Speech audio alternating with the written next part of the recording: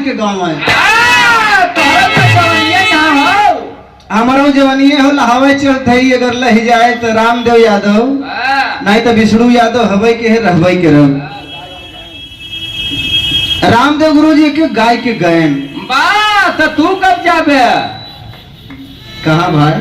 घरे का था यार। गाय ले तो चला जा तोरे जी एक लगा है। हेलो थोड़ा सा विश्वास दे दो भैया। हेलो थोड़ा हल्का से बढ़ाओ। हेलो हेलो चलो।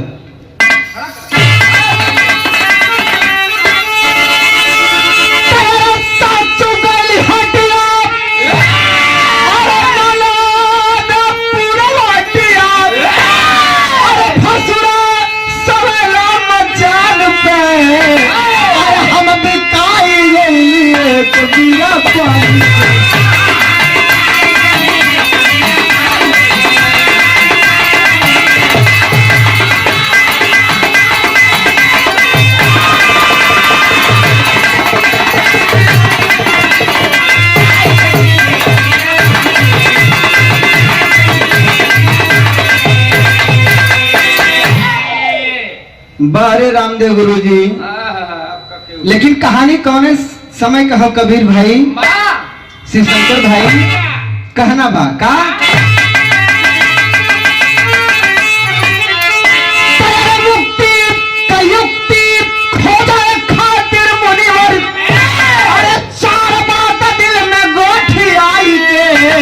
पहुंचे कैलाश पर्वत पे जाई के।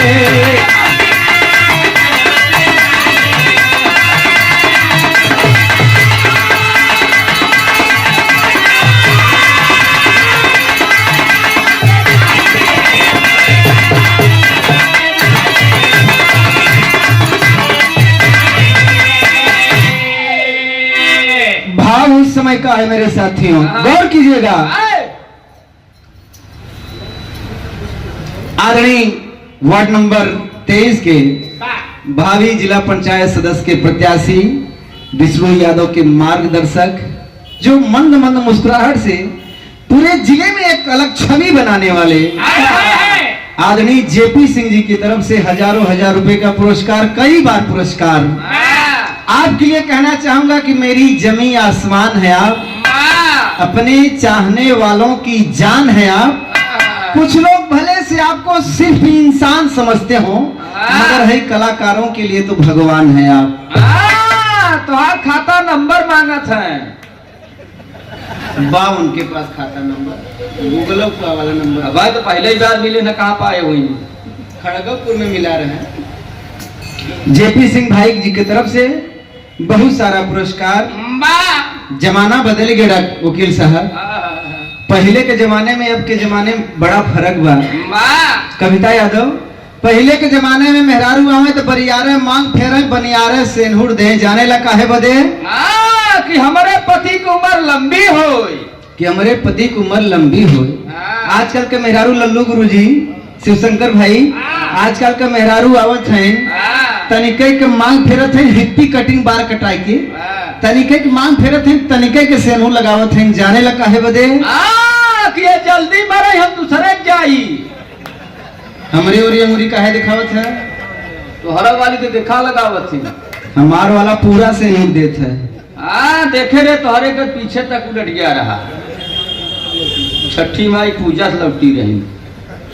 मास्टर साहब भाव समय का है, बताया गया कि इस धरती पर जो भी आया है उसके ऊपर 4 कर्जा बा। माई का कर्जा, बाबू का कर्जा, समाज का कर्जा और गुरु का कर्जा। गुरु परशुराम सोचत हुए कि माई के बात मान ली, माई के कर्जा से मुक्त भैली, पिता के आर्डर का पालन कैली, पिता के कर्जा से मुक्त भैली। बचलन समाज पे जब भी अन्याय होता रहा जाके सही बोलली, समाज के कर्जा से मुक्त भैली। अब बचलन हमारे गुरु, कहीं हमारे गुरु की है, कहीं वही भगवान भोलेनाथ, कहीं चली तो ना हो के कुछ गुरदक्षिणा दे दे तो ना हो के कर्जा से मुक्त हो जाई। भगवान परशुराम झूमत झूमत वही कैलाश पर्वत पे गए। वही पर्वत पर एक मड़ई है, मड़ैया के बगले एक गढ़ई है। परशुराम गुरु जी जात हुवन होत का बा पूछे परशुराम त्रिलोक डरो मैनावा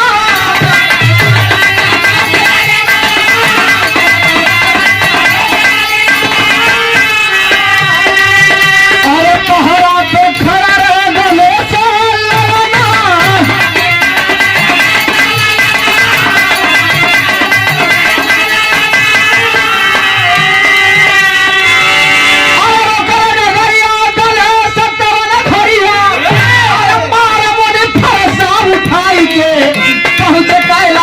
पर्वत पे जाई के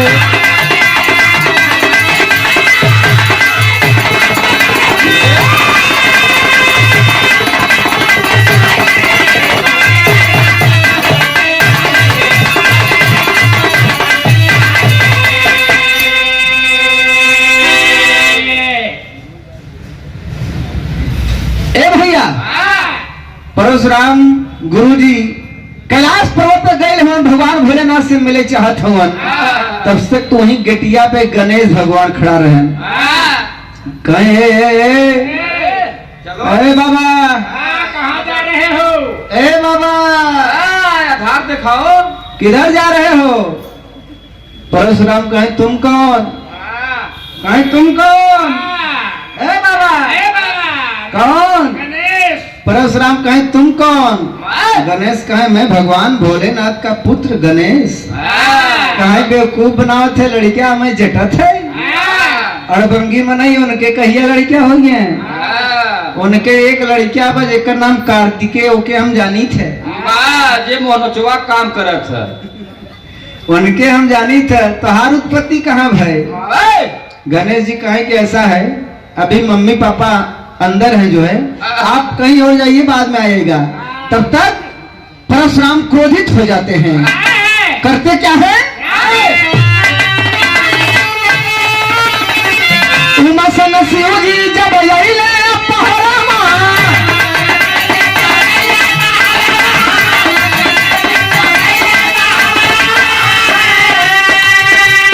देखले हाँ गणपति का कटल रहे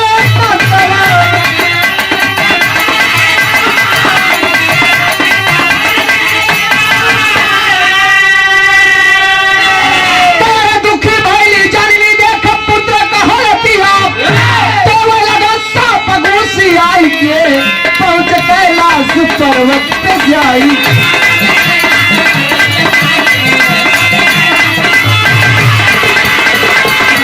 बात गणेश और परशुराम में छिड़ गई। परशुराम गुस्सा ही रहा नाव देख लो न ताव उठाए के फरसा ये एक फरसा तुरंत गणेश जी के ही दांते पे लगल दांत कट के धरती पर गिरल आसमान में आकाशवाणी होने लगी। गणेश जी के देखत हो भाई आप लोग तो एक दांत कटा रहे थे फोटो वगैरह में अगर देखबे तो बाबा परशुराम एक फरसा मलन गणेश जी के दांत कटल तो घरे में से पार्वती और शिव जी जब बाहर निकलन तो माई पार्वती कहते हैं कि हाँ देखा है नहन का हो एक हमारे बेटवा का हो गया कुल जलत है देख के मेहरारू के माया प्रदीप भैया कौनो मेहरारू के खाली एक झापड़ मार के देख ले कहीं आवा मारे मारा तो से मरवाऊ तोरे लड़का के क्रिया हम जौने आज मुंगाई की जाया मनई डिराई लगा था कि अन्ना से एक झापड़ मार दी है तोरे कमाई में तो धुआं फूटा बा 30 रुपया कमाई के दिए थे हम 40 रुपया भाजी ले आई थे हमारे समझ में आओ जब हम 30 ही देते ही 40 के भाजी लिया होता तो 10 रुपया वाला भैया आवत कहाँ से बा हो सका 10 रुपया तो हाँ बाबू देत हो मास्टर भाई लेकिन जो ने घरे में नारी का सम्मान हो वो घर विकास करे आगे जाए। जब पार्वती जी बाहर आती है तो क्रोध में श्राप देना चाह रही है परशुराम को लेकिन भगवान भोलेनाथ करते क्या है समझ है शिव जी शांत हो जाओ महारानी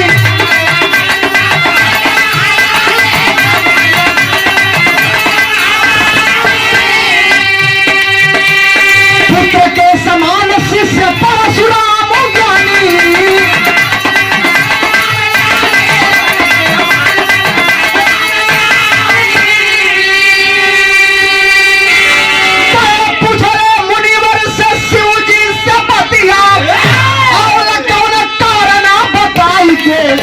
पहुँच कैलाश पर्वत पे जाई।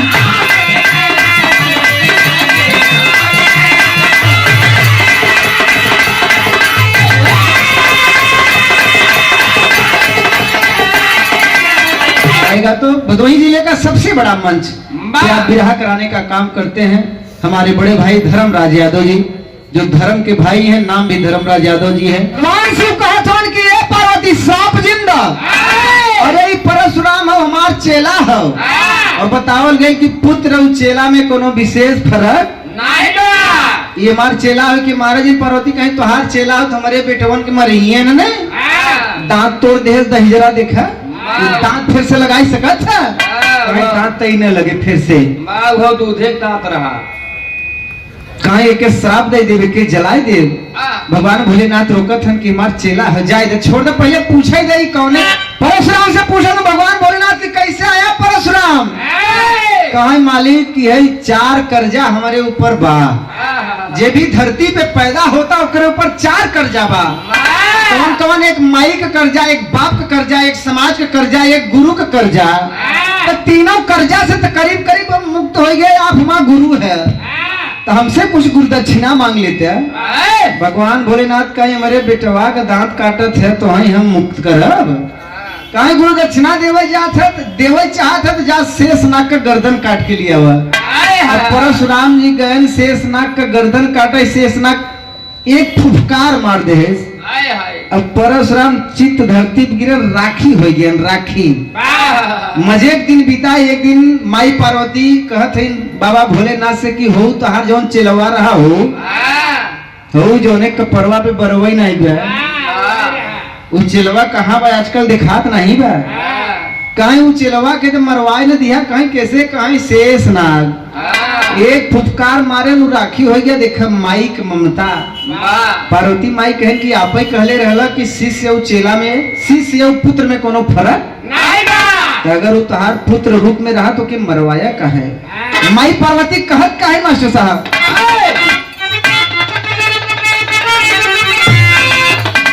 पहुंचे शिवलोक विष्णु शेष के समनवा,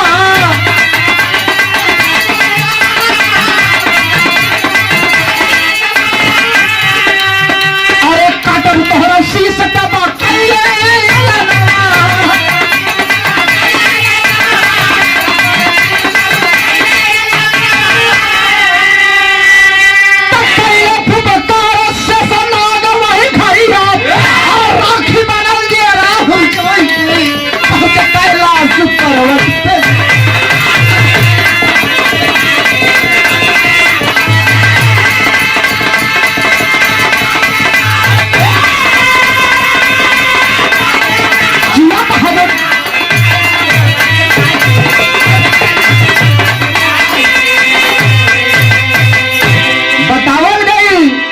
कि माई पार्वती भोलेनाथ जाए के परशुराम के जिंदा कैलन, गुरु के कर्जा से मुक्त नहीं भैलन परशुराम। ऐसे परशुराम आज भी जिंदा हवन, आज भी घूमत हवन। यूट्यूब पे सर्च कर लीजिएगा, गूगल पे सर्च कर लीजिएगा, बताओ कि परशुराम आज भी जिंदा हुआ, उनके मरे के कोनो प्रमाण नहीं बा। ए भैया आखिरी में कहना बा, गाना का मतलब कि 4 कर्जा बा, माई का, बाप का, समाज का या गुरु का। ये 4 कर्जा जे चुकाए वही संसार में मुक्ति पाए।